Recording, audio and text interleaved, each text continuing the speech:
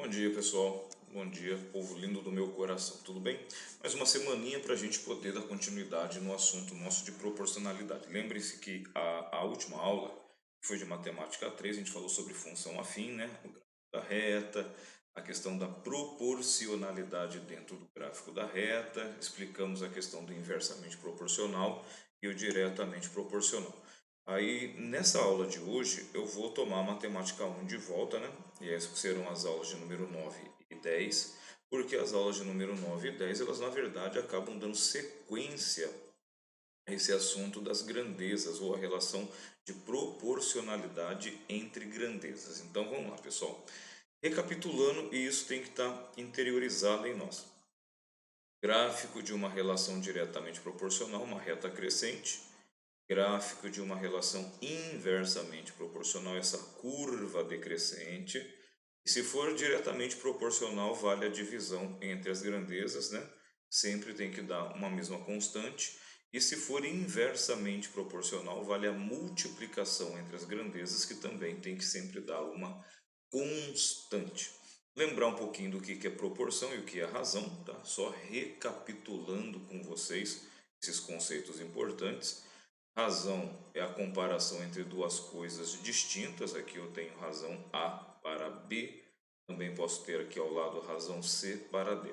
Quando eu pego duas razões e eu igualo, né, as duas, eu crio uma proporção. Ok? Cria-se uma proporção. Serve aqui para a gente aquela ideia dos meios e dos extremos, né? Onde A e D, né? O primeiro e o último termo são chamados extremos, C e B são chamados meios, ok?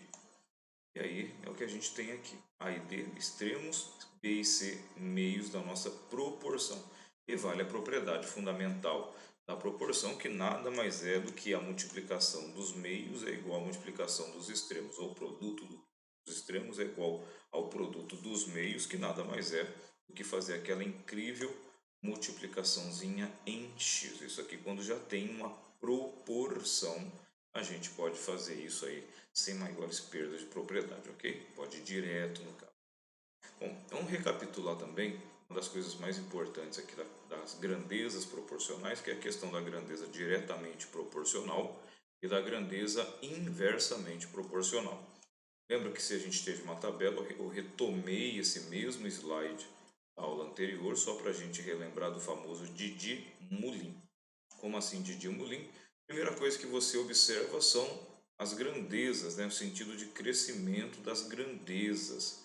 Se elas forem crescendo para o mesmo lado, nesse exemplo do slide, crescem, né? Aumentam o sentido, eu vou descendo na tabela, eu tenho uma relação que aparentemente é direta, né? Uma cresce, a outra também cresce. Mas será que cresce proporcionalmente? Aí eu preciso fazer a regrinha do Didi. Se as duas setas estão para o mesmo lado, dá-nos a entender que essa relação é direta. Agora, se é proporcional, você divide. Se a divisão de uma grandeza pela outra grandeza der sempre o mesmo valor para todas as linhas dessa tabela, então a gente diz que isso aqui são duas grandezas diretamente proporcionais, ok? E aí nós fazemos isso, tanto faz fazer a grandeza x dividido pela y ou fazer a grandeza y dividido pela x, o que vai inverter seria no final essa razãozinha aqui, que é 1 para 3, ela seria 3 para 1, caso eu fizesse x para y. Então a gente fez aqui, ó, 2 está para 6, assim como 3 está para 9, assim como 4 está para 12, assim como 5 está para 15, assim como 1 está para 3. Então percebam que todas essas quatro primeiras razões, a simplificação delas é 1/3, né? 1 para 3, 1 para 3.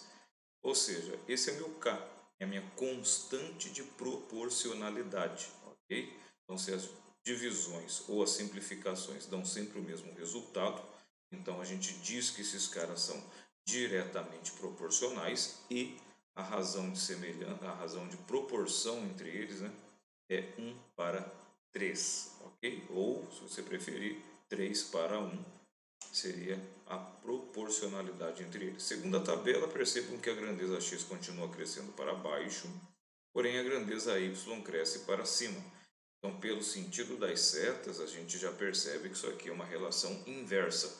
Uma cresce, a outra diminui. Ou se eu diminuo essa, a outra acaba crescendo, ok?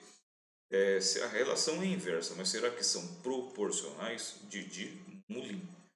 Multiplica se forem inversamente proporcionais. Então, a multiplicação da grandeza x pela grandeza y, se todas as linhas, a multiplicação, o produto, né, sempre for o mesmo, que nesse caso vai dar 60, esse 60 ele é a constante de proporcionalidade dessas grandezas inversas, e todas as multiplicações deram iguais, então são inversamente proporcionais.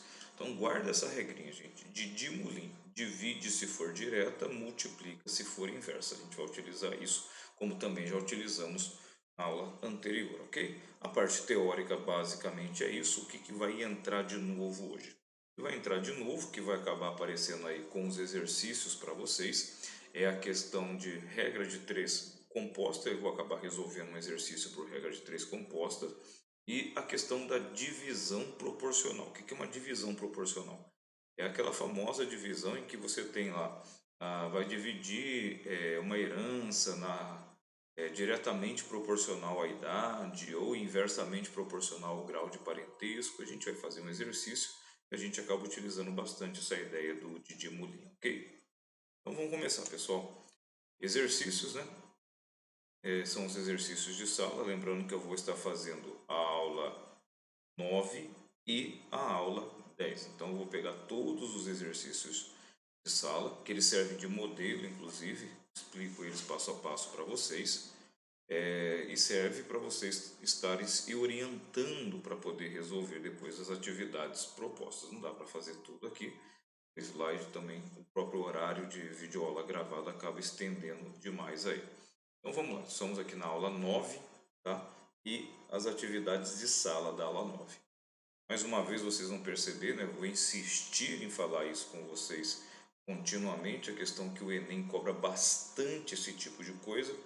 Então vem aquela pergunta, eu tenho que saber isso bem? Claro que você tem que saber isso muito bem. E o famoso detalhe de ler e interpretar o enunciado do problema sempre de acordo e não tendo preguiça, né? Senão não dá para fazer nada.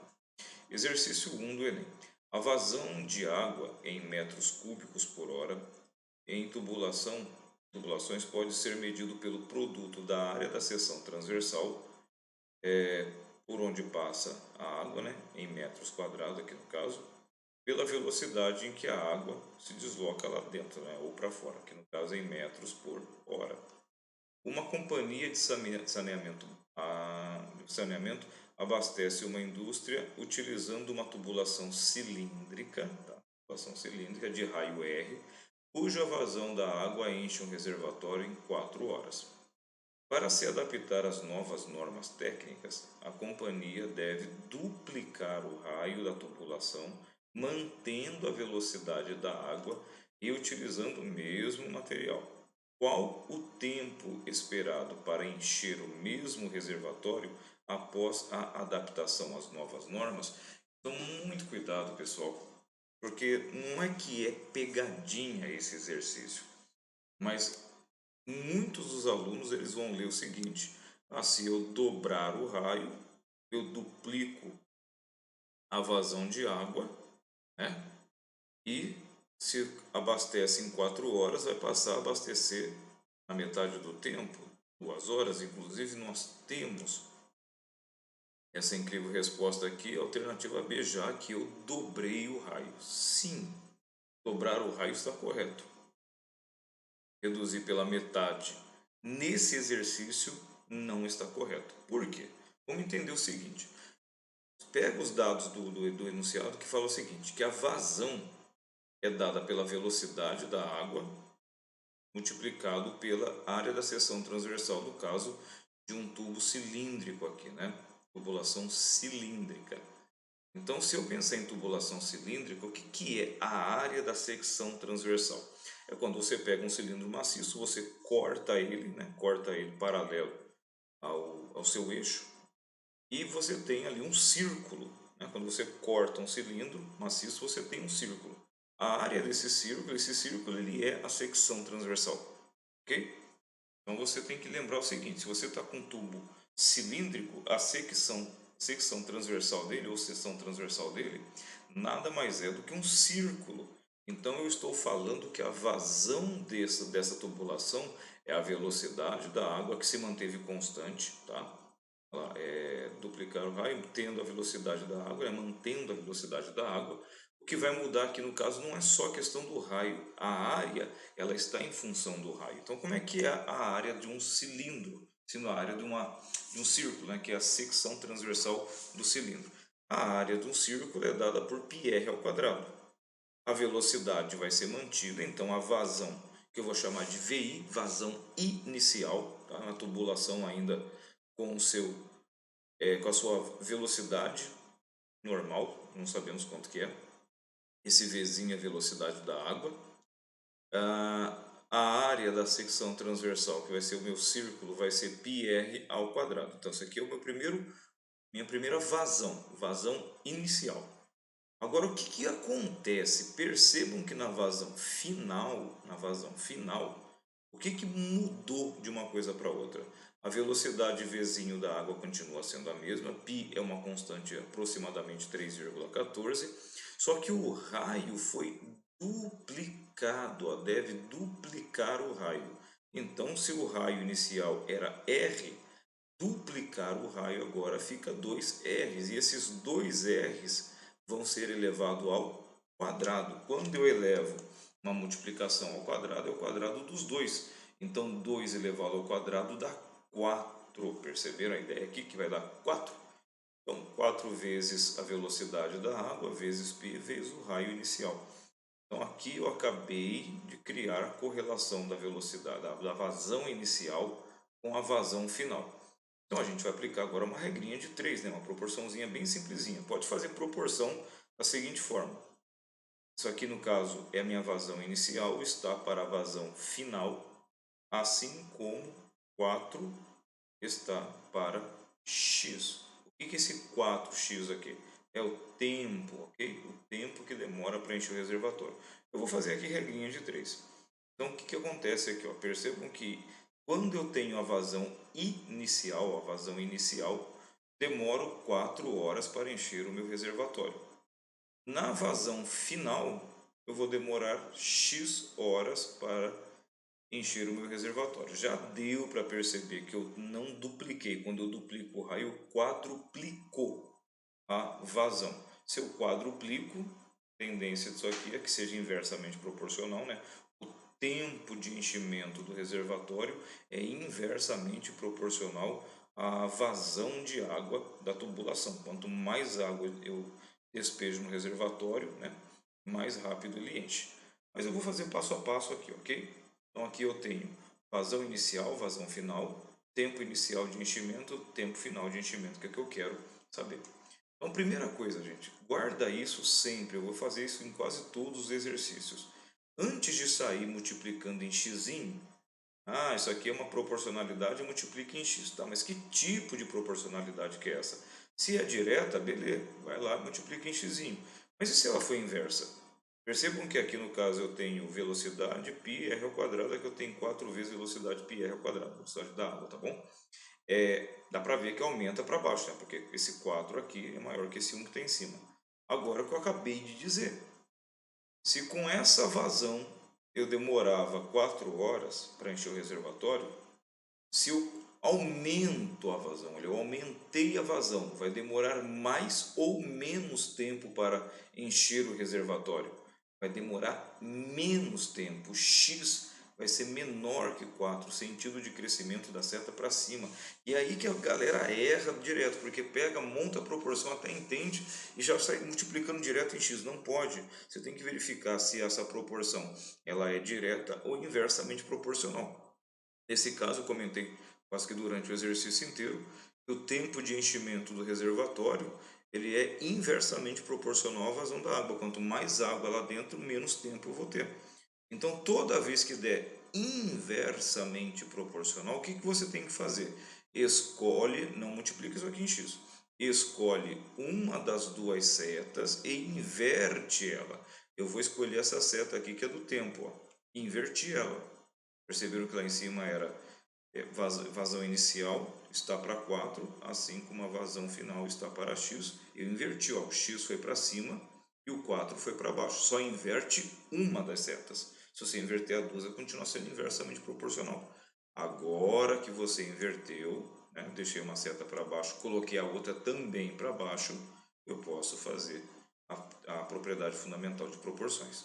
Eu multiplicar isso aqui em x, ok? Agora ficou facinho.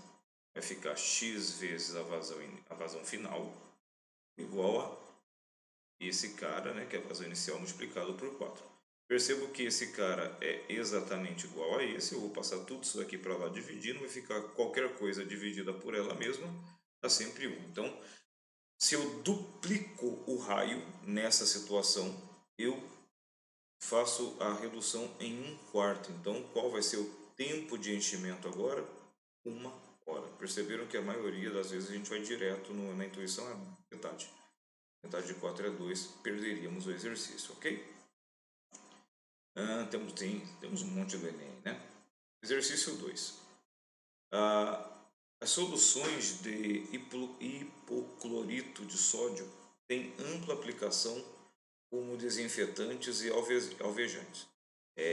Em uma empresa de limpeza, o responsável pela área de compras deve decidir entre dois fornecedores que têm produtos similares, mas com diferentes teores de cloro. Um dos fornecedores vende baldes de 10 kg de produto granulado, contendo 65% de cloro ativo a um custo de R$ 65. Um outro fornecedor oferece a um custo de R$ 20 bombonas de 50 kg de produto líquido contendo 10% de cloro ativo. Isso que a gente quer.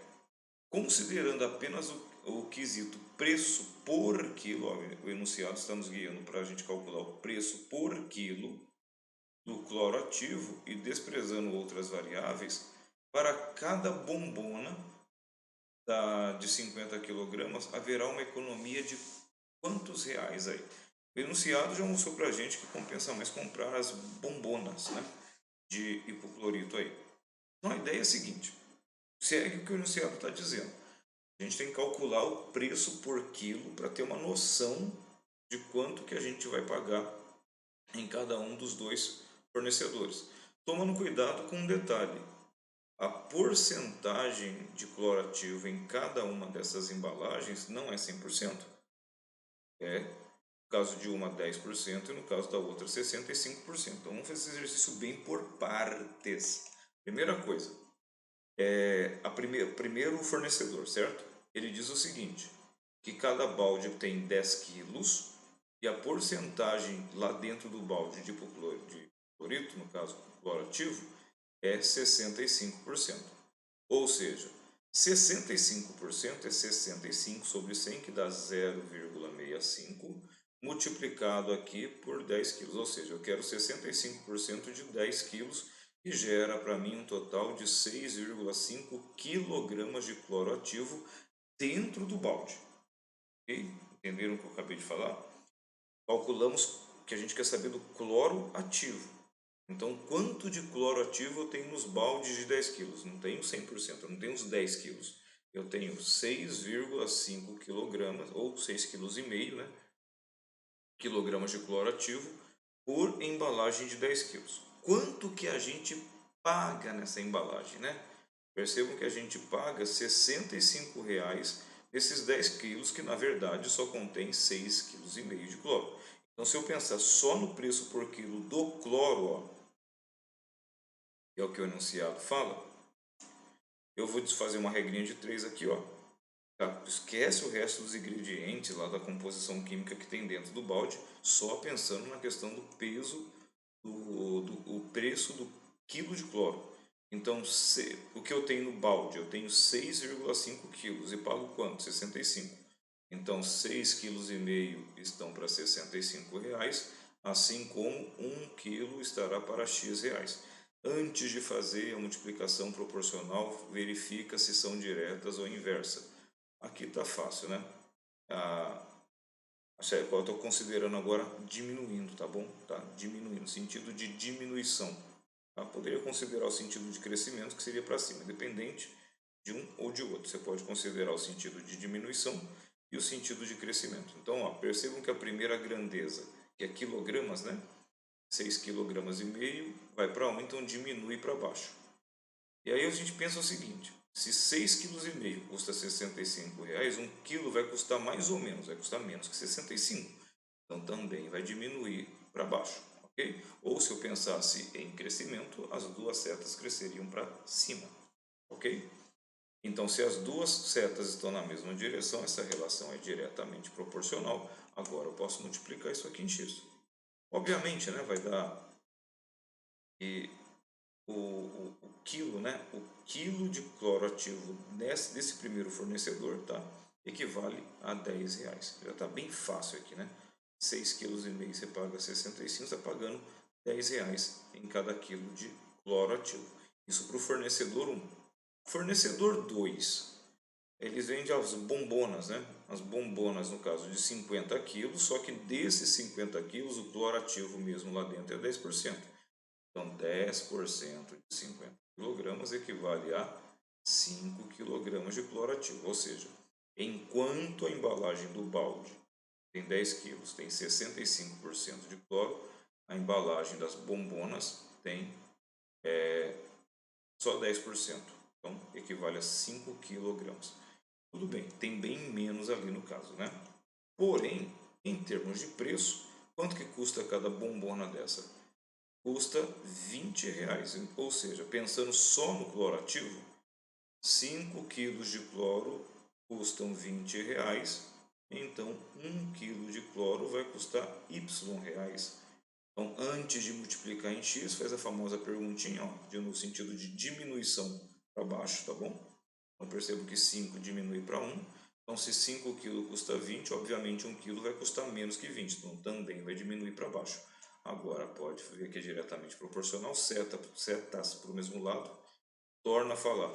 Tanto faz esse sentido de crescimento como o sentido de diminuição. Importante é estar para o mesmo lado. Faz a multiplicação em x. E aqui a gente vai descobrir que cada quilo de cloro ativo do fornecedor 2 custa R$4. Porque se em 5 quilos você paga 20, cada quilo tem que custar 4. Então perceba que a diferença de preço é bem grande. Bem grande. Eu tenho aqui 6 quilos, R$6 de diferença por quilo. E aí finalmente para calcular o restante do exercício. Percebam que a gente tem que ver a diferença de preço considerando uma bombona, né, de 50 quilos. Ou seja, quanto que custaria 50 quilos de cloro? Então a bombona tem 5 kg, né, de cloro ativo, né? Ela tem 50 quilos, ou pode fazer 50 quilos, ou qualquer outra correlação no caso, né? Mas aqui no caso ele fala considerando a bombona. Então a bombona tem 50 quilos. Quanto de cloro que tem lá dentro? 5 quilos. Custando R$4 o quilo, você vai pagar 20. Se você precisar comprar os mesmos 5 quilos de cloro, que é o que vem na bombona, você do primeiro fornecedor, você pagaria quanto? Já no balde, você tem, se você fosse comprar 5 quilos de cloro do fornecedor do balde, cada quilo custa R$10, você pagaria R$50 desses 5 quilos. Então, qual é a diferença de preço entre o cloro contido na bombona? Você pagaria os 5 quilos de cloro se pegasse do fornecedor do balde, R$50, e você pagaria R$20 pegando 5 quilos de cloro do fornecedor das bombonas. Então a diferença de R$30, portanto, alternativa à letra D. Reparem que essa diferença precisa ser fundamentada no que o problema está dizendo, 50 quilos aqui, ó. Considere apenas o quesito de preço do cloro ativo e desprezando outras variáveis. Para cada bombona de 50 quilos haverá quanto de economia? Quanto que eu consigo de cloro na bombona? 5 quilos. Vou pagar quanto? R$20. Quanto custariam 5 quilos pelo fornecedor do balde? 50. economia de R$30, ok? Bem tranquilo, né? Mais uma vez aparece a questão aqui da lei da gravitação, é um outro exercício, agora diferente, mas que usa parte do enunciado similar e do Enem. A lei da gravitação universal de Isaac Newton estabelece a intensidade da força de atração entre duas massas. Ela é apresentada pela expressão F é igual a G, M1, M2 sobre D quadrado, em que M1 e M2 correspondem às massas dos corpos, D a distância entre eles, G a constante universal da gravitação e F é a força que um corpo exerce sobre o outro. O esquema a seguir representa as trajetórias circulares de 5 satélites de mesma massa, tá? Todos os 5 satélites têm a mesma massa, orbitando o planeta Terra, que está aqui no centro. Qual gráfico expressa a intensidade das forças que a Terra exerce sobre cada satélite em função do tempo? Agora, a primeira coisa que eu tenho que tomar cuidado com isso daqui é o seguinte. Se a Terra, se a força gravitacional aí, né? Se a força gravitacional que a Terra exerce sobre o satélite diminuir, o que aconteceria com esse satélite? Ele iria para o espaço. Perde a tração, ele vai sair pela tangente e vai para o espaço, vai perder o satélite. Se a força gravitacional da Terra sobre o satélite aumentar ao longo do tempo, o que vai acontecer com esse satélite? Ela vai começar a puxar ele cada vez mais, cada vez mais, cada vez mais, até que ele caia na Terra. A gravidade vai acabar puxando ele de uma tal forma que caia na Terra. Então a primeira coisa desse problema é ter um pouquinho de bom senso e entender o seguinte, que a força gravitacional ali de gravitação não pode aumentar nem diminuir. Porque se aumenta, o satélite cai na Terra. E se diminui ao longo do tempo, ele vai embora para o espaço. E ninguém vai lançar um satélite caríssimo para ele cair na Terra ou ele para o espaço. Então, subentende-se que essa força gravitacional, a atração gravitacional da Terra sobre os satélites tem que permanecer constante. E se não permanecer constante, ou ele vai para o espaço ou ele vai cair na Terra.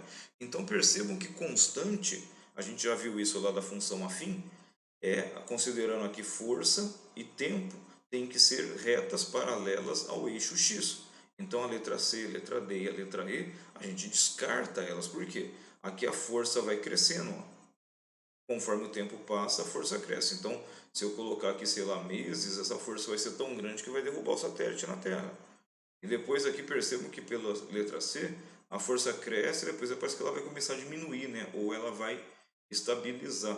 Então, se ela aumentar muito, não sabe Deus onde isso aqui vai estabilizar, ou se vai continuar crescendo ainda aqui um pouquinho, vai fazer o satélite cair na Terra também. Então, ou é a letra A ou é a letra B, para que essas forças sejam constantes e contínuas. O satélite permaneça lindo e maravilhosamente rodando, né, orbitando o nosso querido planeta Terra e mandando as imagens de previsão do tempo para a gente. Okay? Então, ou é o gráfico A ou é o gráfico B. Agora, a ideia é a seguinte. Olhando a fórmula aqui, a gente já comentou sobre ela. Percebam que a força ela é inversamente proporcional à distância. Como assim, professor, inversamente proporcional? Lembra da aula passada? Eu catei esse D para a gente comparar, para a gente comparar as grandezas, elas precisam estar do mesmo lado da igualdade. Se esse cara está dividido, ele passa para lá multiplicando. Didi, mulim, multiplica se for inversamente. Então, percebam que a força é inversamente proporcional à distância, ou seja, quanto maior a distância, menor a força. Quanto menor a distância, maior a força. Qual é o satélite mais longe do planeta Terra em órbita? É o A. Depois o B, C, D e E. Percebam que a força gravitacional nesse satélite aqui é pequena e já no satélite E é bem maior. Então, a gente colocar isso em sequência, a gente vai ter que a força do satélite A é menor que a do B, que é menor que a do C, que é menor que a do D, que é menor que a do D e do E. O E é a mais forte e a A é a mais fraca. Então, qual desses gráficos aqui, a força gravitacional A é a menorzinha de todas e segue a sequência A, B, C, D, né? A letra B. Força gravitacional da A é pequena, da B é maior, da C é maior, da D é maior e da E é ainda maior. E aí, é claro, não sou da área de física, né? Pelo que eu me lembro, se eu tenho uma grande força gravitacional aqui, esse satélite acaba orbitando mais rápido aqui para ele poder estabilizar, senão ele cai. E esse aqui já orbita mais devagarzinho, senão ele vai embora para a tangente, tá bom? Então, a alternativa que tem aqui é as forças em ordem crescente, é a alternativa a letra B. Não fizemos cálculos, só precisamos interpretar corretamente o nosso problema, ok? Vamos lá. Exercício 4. Esse exercício também é um exercício bastante bonitinho. De novo, exercício do Enem. Esse aqui é um pouco mais complexo. Analisar ele é importante. Não ter preguiça de escrever tão bem é muito importante. Vamos lá, gente linda. Barras de cobre cilíndricas são utilizadas para fazer aterramentos elétricos. Durante a instalação de um chuveiro, uma pessoa utilizou uma barra de aterramento de densidade. Acho que isso aí é Rho. Não lembro essa letra. Parece um pezinho, né? Não lembro se é Rho. De densidade essa daí, massa M, diâmetro D, né? Diâmetro é 2 vezes o raio, e uma alturinha H. Para fazer um novo aterramento, essa pessoa utilizou uma barra com a mesma densidade, a densidade não muda, a densidade é uma constante nesse caso, mas com o dobro de massa e o dobro de diâmetro em relação à usada no chuveiro. Aí vem as informações. A densidade é dada por massa sobre volume. E o volume da barra cilíndrica é πr ao quadrado vezes h, que é o comprimento dessa barrinha. Qual é a relação da altura da barra utilizada no novo aterro com a comparada àquela utilizada no aterro do chuveiro? Aterramento do chuveiro? Então o que eu quero saber é o seguinte: quanto que eu tive que diminuir essa barra em relação à barra inicial do chuveiro?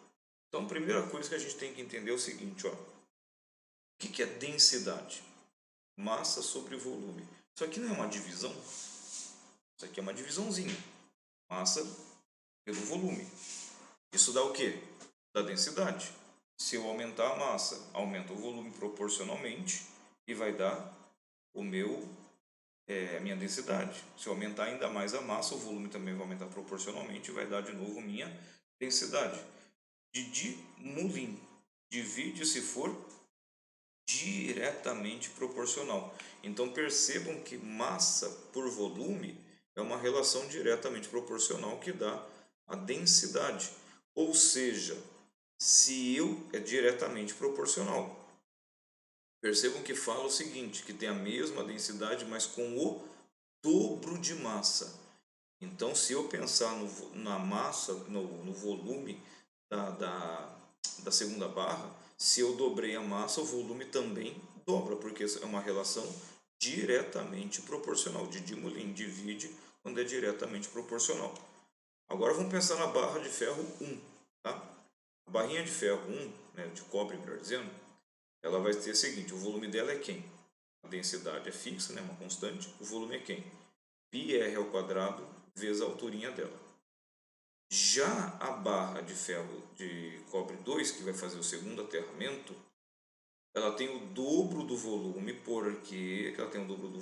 porque densidade é uma constante, é uma relação diretamente proporcional. Se eu dobro a massa, eu dobro o volume. Se eu triplico a massa, triplico o volume. Se eu reduzo pela metade a massa, reduzo pela metade o volume. Então, o exercício fala que dobrou a massa. Então, na segunda, essa aqui é a segunda barrinha, tá bom? Essa aqui é a primeira, essa aqui é a segunda. Então, na segunda barra, o volume é o dobro. A massa desse é uma, a massa desse é outra. Então, se a massa desse aqui é o dobro, o volume também dobrou. O que mais que foi mexido na equação? Ele fala de uma outra coisa também. E ele dobrou o diâmetro. Percebam que eu não tenho a relação de diâmetro aqui, né? Diâmetro é 2 vezes o raio, mas eu tenho a relação do raio. Se você dobra o diâmetro, o que acontece com o raio? Também dobra. Se um diâmetro é 10, o raio é 5. Dobra o diâmetro de 10 para 20, o raio passou de 5 para 10. Então, percebo que na segunda barra eu tenho o dobro de volume, porque dobrou a massa, e eu tenho o dobro do raio, porque dobrou o diâmetro. Lembrando que a equação foi dada, ó, πr ao quadrado, meu raio agora é o dobro. Eu chamei de a galinha. Aí eu ia chamar de H1, mas a galinha. A piadinha de matemática, haha, engraçado, né? A galinha. Tem o H e o a galinha, ok? Então agora o que ele quer saber? Qual é a relação de uma barra com a outra? Então, resolvendo essa equaçãozinha aqui, ó, vai ficar como eu quero comparar a altura de uma com a altura da outra, eu vou isolar a altura H. Então, tudo isso daqui passa para lá dividido. Então, fica aqui o H é a altura da primeira barra, é o volume da primeira, dividido por πr quadrado da primeira. Como é que vai ficar o H'? A galinha fica assim, ó. Pego tudo isso daqui e passo para lá. Lembrando, isso aqui dá 4r ao quadrado, ok? Passo aqui dividindo para o outro lado. Então, isolando a galinha isolada fica assim. Dá para simplificar esse 2 com esse 4. Vai ficar que a galinha é v sobre 2πr ao quadrado. Agora percebam que v πr ao quadrado é o h. Então eu vou substituir esse v πr quadrado por h. Então a galinha é metade do h. Ou seja, quando eu dobrei a massa e dobrei o volume, né? Dobrei a massa e dobrei o diâmetro, fiz com que minha barra encurtasse pela metade. Portanto, a alternativa P. Tudo bem?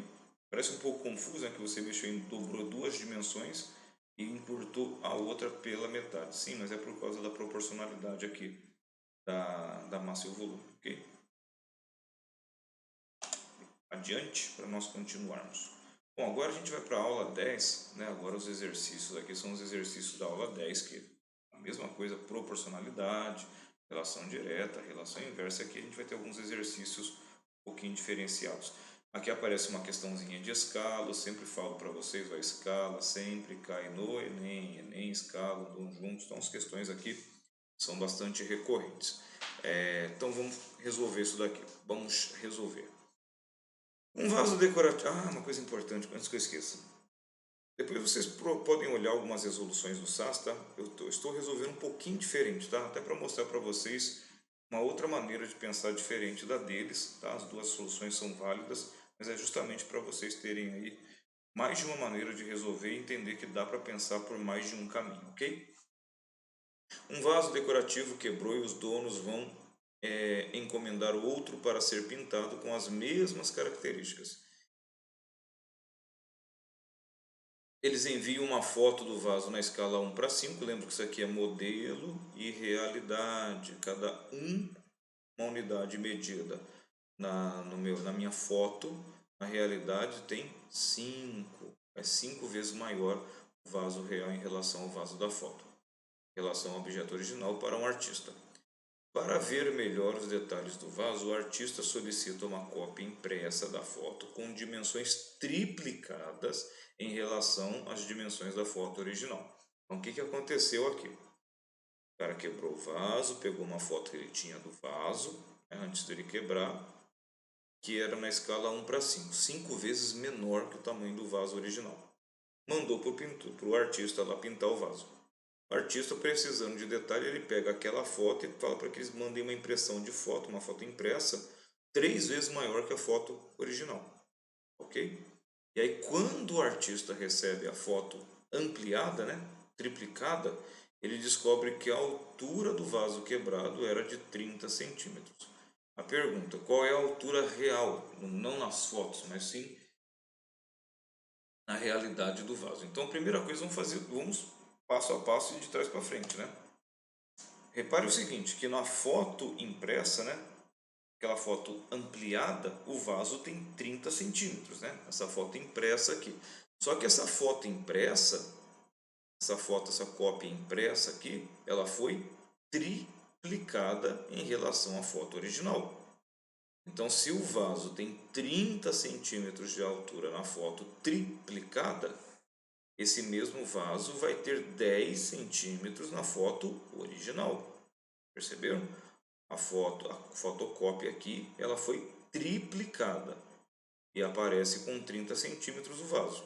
Então, na foto original, a altura do vaso na foto, não é a altura do vaso real não. A altura do vaso na foto original era 10 centímetros. Pronto.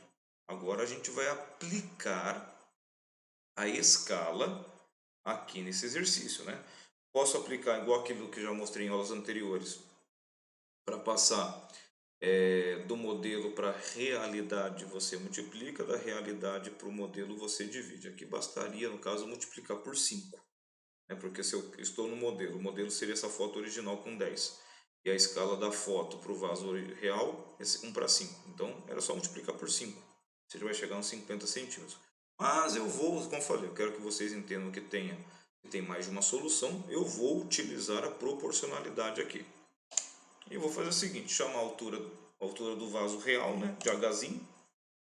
E aí eu vou fazer o seguinte, ó, aqui eu olho para a escala, na escala, né, uma medida, na foto aqui são as fotos, né, uma unidade na foto representa 5 unidades na vida real.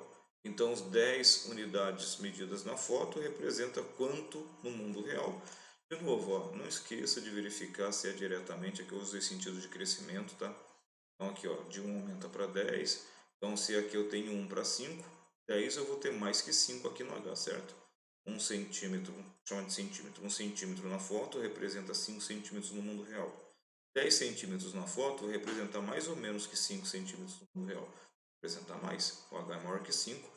Crescimento para baixo pode multiplicar em x, vai ficar 1H igual a 10 vezes 5. 10 vezes 5, 50, portanto, alternativa letra C. Poderia, de novo falando, ter multiplicado direto, que era questão de escala. Tudo bem? Fácil esse exercício, né?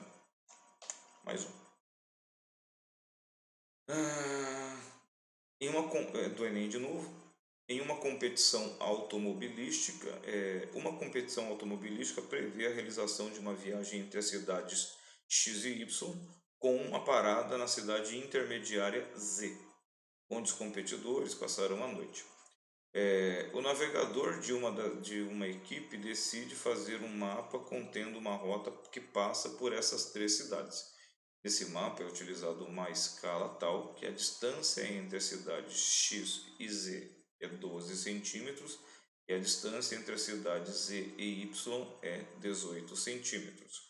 Sabe-se que a distância real, então isso aqui era no mapa, no meu modelinho, ó, mais um exercício de escala.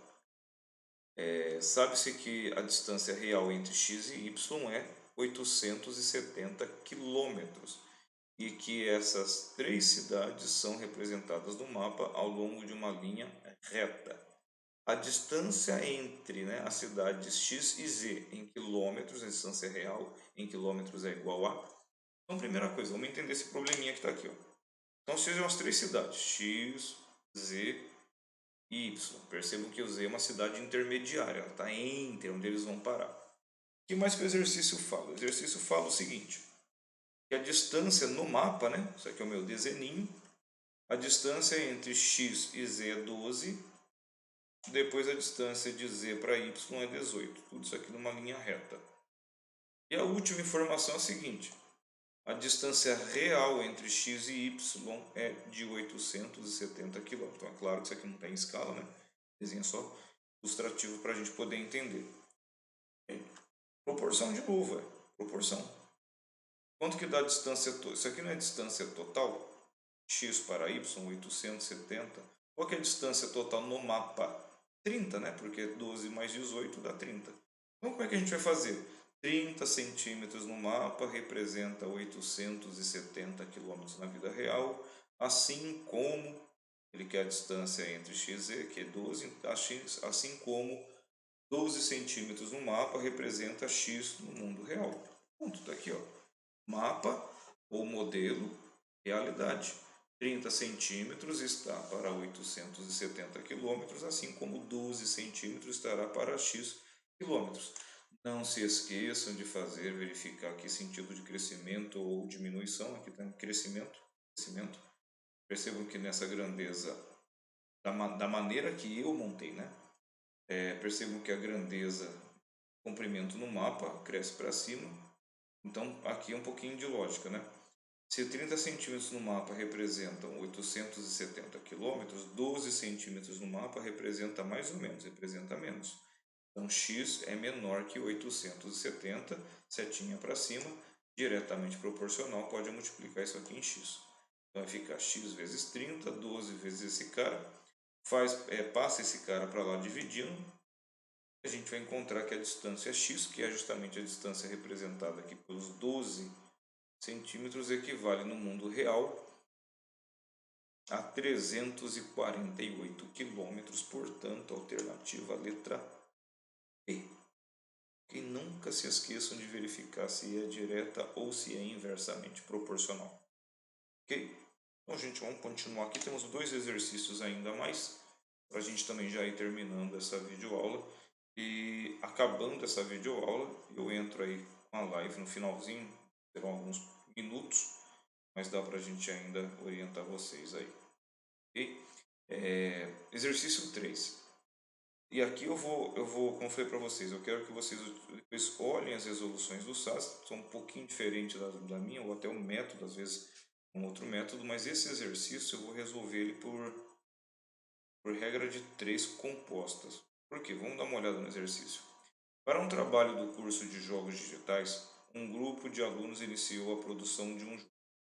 Após 6 horas de trabalho, verificou-se que o grupo conseguiu finalizar apenas 24% do trabalho.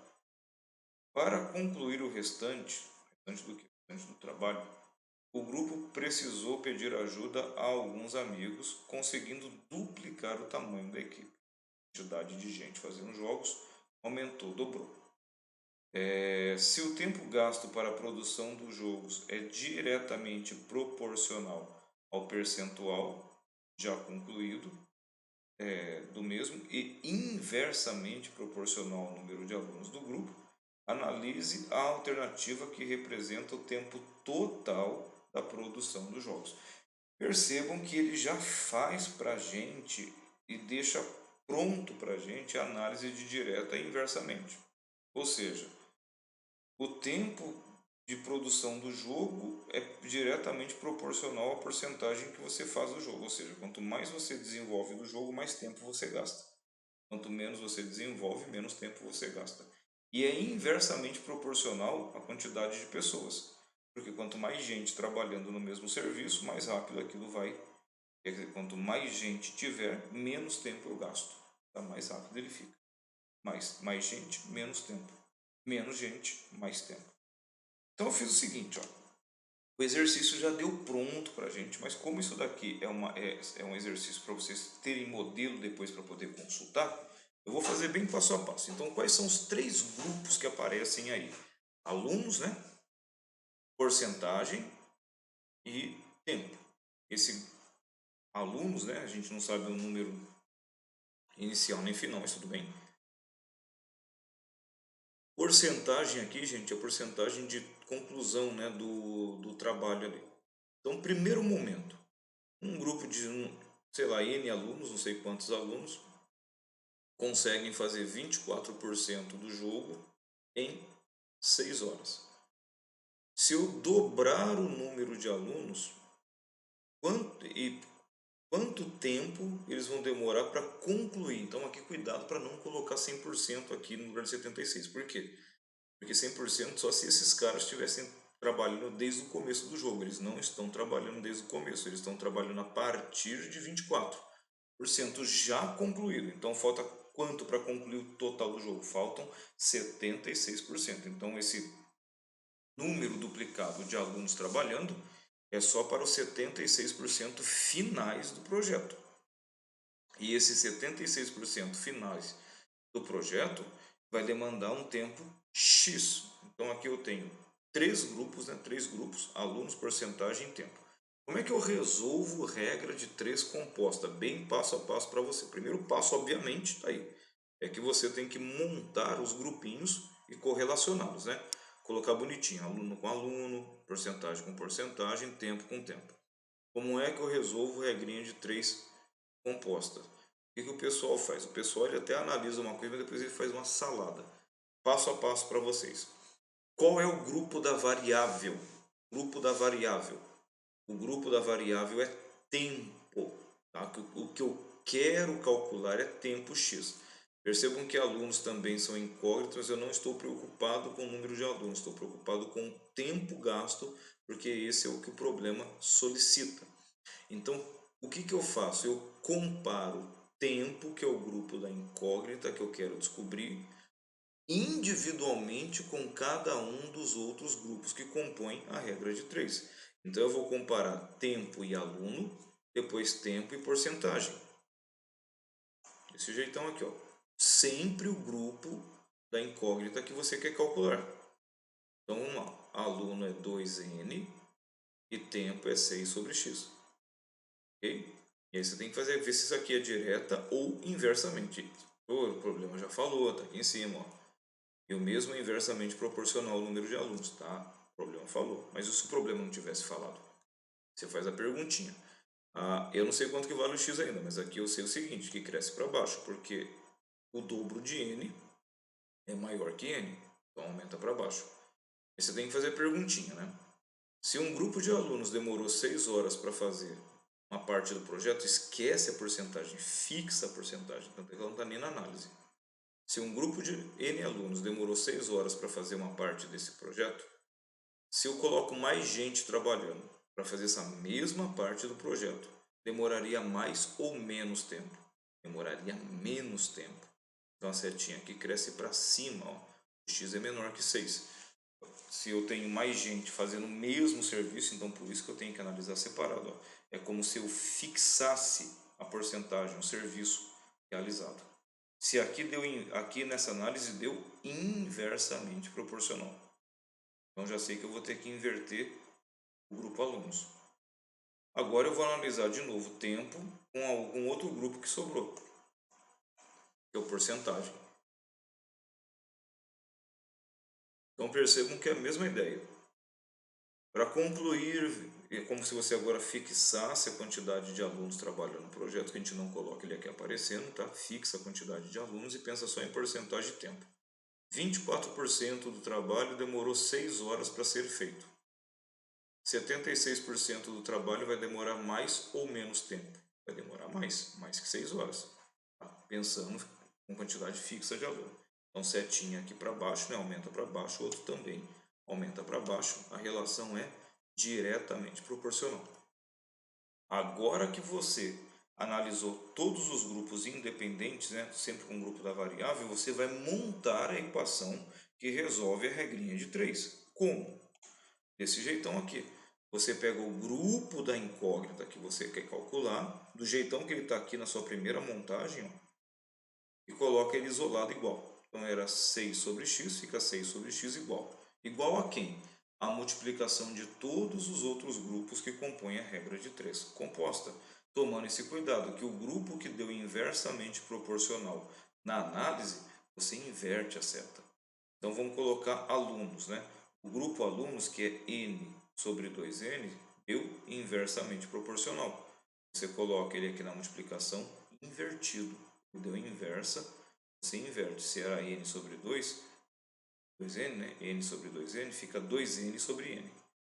Multiplicado pelo outro grupo, que é outro grupo, porcentagem. Porcentagem deu direta, deu inversa. Deu direta. Então, se era 24 sobre 76, permanece 24 sobre 76, porque deu diretamente proporcional. Percebam que aqui eu posso cortar o n. Isso aqui vai dar 2 sobre 1. 2 vezes 24 é 48. E 1 vezes 76, 76. Então vai ficar assim. Repara que esse cara aqui pode simplificar por 4, né? Então vai ficar 6 sobre x, 12 para 19. Simplifiquei por 4 em cima e embaixo aqui, ó. Agora eu aplico a proporção. Isso aqui já é uma igualdade, ó. Uma igualdade pode aplicar a proporção direta. Vai ficar 12x, 19 vezes 6 dá 114, passo 12 para lá dividindo, dá 9,5 horas. O que é esse 9,5 horas? É o tempo que aquele grupo duplicado de alunos vai demorar para fazer o restante dos 76%. A pergunta não é essa, ele quer saber o tempo total. O tempo total vai ser essas 9 horas que eles vão demorar para concluir o trabalho, mais as 6 horas que já havia passado na confecção de 24% do jogo. Portanto, a alternativa, letra B, 15 horas e 30 minutos. Cuidado que esse 15,5 é metade da hora. Metade da hora é 30 minutos, não é 50 minutos, tá bom? Então, ó, passo a passo para vocês poderem resolver regrinha de 3 composta. Eu não vou explicar de novo, mas o vídeo fica livre para vocês assistirem quantas vezes vocês precisarem.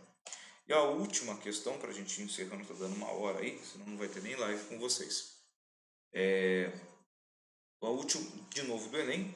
Então, isso aqui é a famosa divisão proporcional, ou inversamente proporcional, ou diretamente proporcional, a famosa divisão em partes proporcionais. Pedro ganhou 360 mil em uma loteria federal e resolveu dividir integralmente o prêmio entre seus 3 filhos, Ana, Renato e Carlos, de forma que cada um receba uma quantia que seja inversamente proporcional às suas idades. Sabendo que Ana tem 4 anos, Renato 5 anos e que Carlos tem 20, eles receberão respectivamente. Então, o que é uma coisa, uma divisão em partes proporcionais? Aqui no caso é inversamente proporcional, ou seja, quanto mais novo, ou melhor, quanto menos idade, mais dinheiro. Quanto mais idade, menos dinheiro, porque é inversamente proporcional. E de novo, de Moulin, se for diretamente, divide e multiplica se for inverso. Então aqui no caso multiplicando. Então vamos chamar de a quantia que a Ana vai receber, Rzinho a quantia que o Renato recebe e Czinho a quantia que o Carlos recebe, tá bom? Então Azinho, Rzinho e Czinho são as quantias em dinheiro que eles vão receber. Como a relação é inversamente proporcional, sempre vou fazer assim, ó. Lembra que a multiplicação entre as grandezas, que grandezas que são essa? Grandeza dinheiro que ele recebe e a idade. Dinheiro e a idade, inversamente proporcional à idade. Então multiplica dinheiro por idade, dá uma constante. Dinheiro que ele recebe pela idade dá a mesma constante. O dinheiro que o Carlos recebe pela sua idade dá a mesma constante. Por que tem que dar a mesma constante kkk? Porque isso aqui é uma relação proporcional. Senão não pode dar o mesmo valor. Então multiplica se for inverso. Só que agora eu tenho que descobrir quanto que é esse K, para eu poder saber quanto que é o ARC. Então ó, vou isolar a quantia A e vou isolar a quantia R e vou isolar a quantia C. Como é que eu isolo ela? Esse cara está multiplicando, passa para lá, dividindo. Então a quantia que a Ana recebe é a constante dividido por 4. Agora preste atenção no que eu estou fazendo aqui. Eu já montei a relação inversa aqui em cima, Moulin. Multiplica se for inverso. Agora eu vou calcular. Calcular, no caso, eu preciso isolar o ARC. Isola o R, passa o 5 para lá dividindo. Isola o C, passa o 20 para lá dividindo. E logicamente, se eu somar as 3 partes que cada um deles recebe, né? A parte da Ana, do Renato e mais o Carlos, tem que dar o total do prêmio da loteria, que é 360. Quanto que é A? 4, K sobre 4. Quanto que é R? K sobre 5. Quanto que é a parte do Carlos? K sobre 20. Tira o MMC, que é 20, divide pelo de baixo, multiplica pelo de cima. Aqui em cima vai dar 10K, passa o 20 para lá multiplicando. E passa o 10 dividindo. Vocês entenderam? Aqui somando em cima dá 10K, passo o 20 para lá multiplicando, passo o 10 para cá dividindo para isolar a constante de proporção. Então a constante de proporção é 720 mil. Então não é que a constante deu maior do que o prêmio, sim, a constante não tem problema nenhum. Ela é uma constante de proporção, ela não é o valor. Agora finalmente eu calculo quanto cada um recebe. Quanto que a parte da Ana? K sobre 4. Quanto que é a parte do Renato? K sobre 5. Quanto que é a parte do Carlos? K sobre 20. Então tá aqui, ó. K sobre 4 dá 180. K sobre 5 dá 144. E K sobre 20 dá 36. Então essas são as partes que cada um deles recebe. E aí vai dar a alternativa à letra D. Percebam que eu usaria a mesma técnica de raciocínio se eu fosse fazer uma divisão diretamente proporcional, só que no diretamente proporcional ficaria quem? A sobre 4 igual a K, R sobre 5 igual a K, C sobre 20 igual a K. De novo, aí isola o ARC, né, passando de baixo para lá multiplicando, substitui na equação e você consegue resolvê-la perfeitamente. Pessoal, esse vídeo está batendo aí 1 hora de videoaula. a gente tem aí 70 minutos. Então eu já vou deixar para vocês aí o endereço o link do Zoom, só para a gente entrar e eu orientar um pouquinho vocês com relação ao estudo dessa parte aqui, que vocês já perceberam que cai muito no Enem, tá ok? Então, um abraço a todos, até daqui a pouco na nossa live. Tchau!